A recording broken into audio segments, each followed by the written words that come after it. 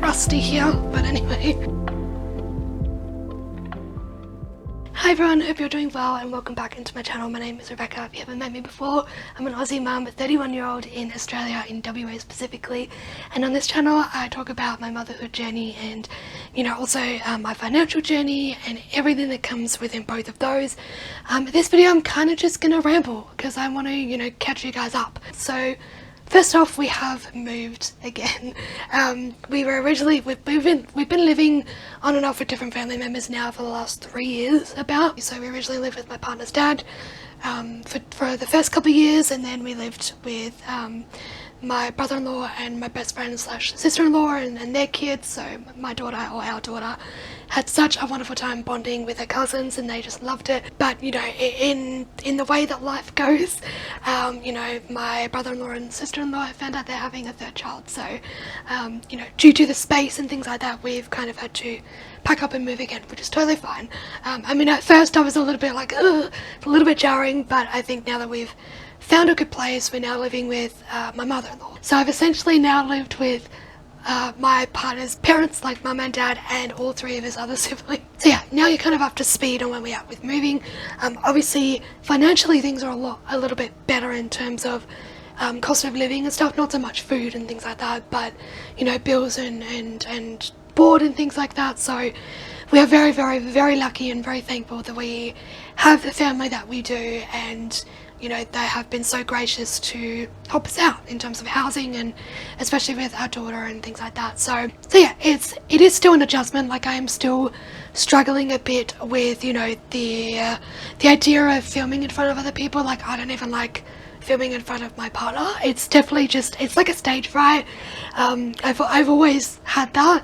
So, you know, and at the moment I'm filming because nobody's home, which is extremely rare. You know, I feel much more like I'm in my element when I'm on my own, and I've always had that. But yeah, it's definitely something that I can work on while we live here for a little bit. I don't know how long we're going to be living here for, because cost of living, the rent has just gone up again.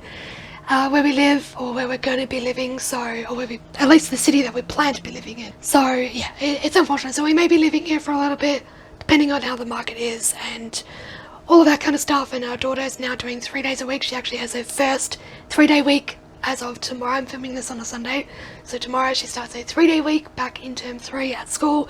We had a parent-teacher meeting, which went really, really well. Her teacher's so happy with how she's doing. She is just loving school. She absolutely loves school, which I'm so thankful for. And yeah, in terms of bus service, for those that are keeping up to date, still no really big update. I mean, we have been accepted for the bus service, which is awesome, but she's on a wait list because she is wheelchair. She is a wheelchair user in terms of she has hypertonia. For those that don't know, I do have a full, like, I guess, journey and story about my daughter, and sort of bringing awareness to her medical conditions and what that's like as a parent, especially a first-time parent, because it's just very different. So I will leave that in the description and up in the card if you're interested in diving into that journey. But yeah, so she has hypertonia. Just for context as well, the reason why we need bus service is I'm legally blind, I can't drive, and the only school that's been able to take her is a little over half an hour, 40 minutes drive away, and so it's about 15 minutes there back on public transport. So that's kind of how we've had to do, you know, school runs this year. And I mean, thankfully it's kindy, it's not like it's full-time yet. But yeah, so the update on that is that she's still on the wait list for a wheelchair spot. Now unfortunately the buses, usually they only have 4 spots for wheelchair users, and because where my daughter goes to, there are a lot of kids that use wheelchairs as well that also need the bus service, so there is a list. And yeah, so look, they are doing their best. I had a really good conversation with her contact officer, and she was just really transparent, and I appreciate that, with what's going on and what they're trying to do and how they're trying to get set up for next year. Because yeah, so look, and she is with NDIS, but no, we can't get any help for that. We don't get support work, we don't get, because of her age. And even if we did, from what I'm told by her key worker slash her OT, is that for her age and our parental responsibility, as NDIS likes to call it, we only get like in-home care. So it's not like, you know, they take her out in a sense, so we can't do support work where we get help to and from school type of thing, which is unfortunate, but it is what it is. It's just how the system works here in Australia. You know, it could be worse, it could be much, much worse, so we are just trying to take it as it comes, and we're still hopeful for the future. So, you know, that's kind of where we're at with that. Okay, a little bit of an intermission there. I'm back with a cuppa. I have a chai. There is still so much happening, but like, I feel like at the moment I'm in a bit of a pause, and I think that's in multiple areas of my life, like even just doing YouTube in general, and this is not me saying that I'm stopping it, it's more so just, how do I wear this? I feel like I have the urge to create, like I have that itch to create. It's just living circumstances and just, you know, life circumstances at the moment. It's almost like I don't fully have the energy, but I do. Or maybe not the energy, but the motivation to film. Like, I do have moments where I really, really want to film, like right now, and it's just so happened that, you know, nobody else is in the house, so I'm comfortable to do that. Yeah, it's interesting. I don't really know how else to word that, and, you know, so for future videos I will try my best to, you know, continue to film when I feel the inspiration to and the motivation to, especially for, you know, the monthly reset videos that I like to do. I definitely still want to continue doing that in the best way that I can. Obviously, if you watch my videos and you're subscribed to me, you don't care about the aesthetic. You're just here, and at least I hope.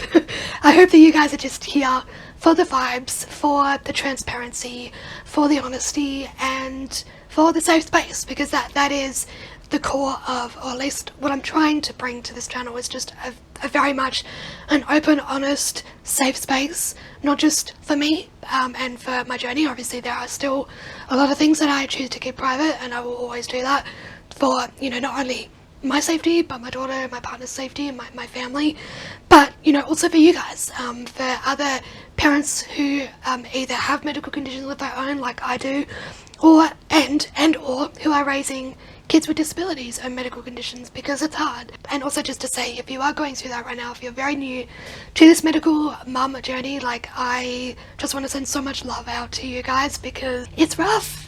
It's rough, and, you know, I am sending you so much love and strength, because you're gonna need it. But you are so strong, you are such an awesome parent, and your kids are so lucky to have you. I guess I want to also touch on about money and things like that, because obviously, you know, we went from being alright with money in terms of like bills and rent and stuff like that, to, you know, 4 months of this is a little test, you know what I mean, like this is a little test of what bills will be like and what the rental market is like at this point in time, to now kind of going back to where we were, but being in a much better financial position in terms of, you know, at least for myself. I can only speak for myself, because you know, when I do my monthly reset, I'm only coming at it from my own, you know, income, if that's what you want to call it. I'm on Centrelink, but it's literally what I'm entitled to at the moment. So you know, my Centrelink income, and pretty much just as a solo thing. So, you know, I went from being in debt in terms of consumer debt. You know, I do have student loans, but a lot of people look at that as good debt, so I don't know. But anyway, consumer debt, you know, I had SIP money, Afterpay, you know, almost, I think all up at one point, I think a couple of years ago, I was probably about $2,000, I think, in, you know, this is over the course of like months, but I think all up I was about $2,000 in consumer debt, which is crazy. And especially being on Centrelink, it was just not needed, you know, and all the stuff, I don't even remember half the stuff I got. Coming back to now, you know, I am, what am I now, 7 months into being consumer debt free. I haven't had any sort of Afterpay payment or anything like that since December of 2025, so I'm doing really well. I'm so proud of myself for not getting into that hype, and I'm really trying to, you know, if you've watched my monthly videos on my money resets and stuff, I'm really trying to focus on line items and using those items properly, not just taking out of my emergency funds because, oh, I've got money there and I can just reimburse it back later. I am human, I'm transparent, I still have those moments. And, you know, I still think like, oh, I can just reimburse myself back that pay, you know, the following pay. But then, you know, that's not girl math. It's really just I'm wasting that money, you know, that I could have put extra into savings instead of, you know, reimbursing myself. That's a habit that I really, really am trying to break. And I think being able to live where we are and have the opportunity that's been given to us by my partner's mum to, you know, be cheaper in terms of board and food and things like that, has really helped me. I was going to say curb a lot of my spending, but not this month. You know, my mindset is slowly changing. I'm slowly becoming more of like, you know, even to my partner, I used to be like, oh yeah, Afterpay, and he was Afterpay. Whereas now I'm like, do you really need that on Afterpay? Can you not just wait until the following pay and put that money aside? Because, but then, you know, in his mind, and what my mind used to be like, was like, oh, I'm just going to pay back anyway. But it's like, well, yeah, well, but then on the flip side, that money that you now need to pay off that Afterpay, you could have put that towards better things, you know, investing or savings or your kids' future, that kind of stuff. And look, obviously there needs to be room, especially in today's economy and things like that, for unexpected expenses, especially with a medical needs child. If you've seen by the last couple of months, it's been rough in terms of medical bills, in terms of like medication and stuff like that, especially for my daughter. It is what it is, but I've said in my last couple of videos, this is why I have some sort of savings, even if it's as little as like $200 for the fortnight. That $200, there have been times, and especially in the last couple of months, where that $200 has saved me from going into more debt because my daughter needed a medication because she was sick, or, you know, my medication went up, or, you know, something like that. Now, again, look, I'm going to be more transparent. Like, there are times where I've used that money on things that I don't need. But, you know, for example, this pay that's just happened for the last payment of July, I really was like, okay, I know I want to spend on clothing for myself, like I need new underwear and shoes and stuff like that. And I did that. I put $100 aside. I'm still able to put, I think it was maybe $300-400 into my emergency funds. And I've stuck to that so far, and I'm so fucking proud of that. Like, it just shows me that my habits are slowly changing. So, pat on the back for me. I'll obviously go into a lot more detail in the August reset, so stay tuned for that. But yeah, I think that's going to be it for this little ramble, like, video update. I hope you all enjoyed. I hope you're staying safe. Click on one of these videos in the next slide, and I'll see you in the next one. Bye!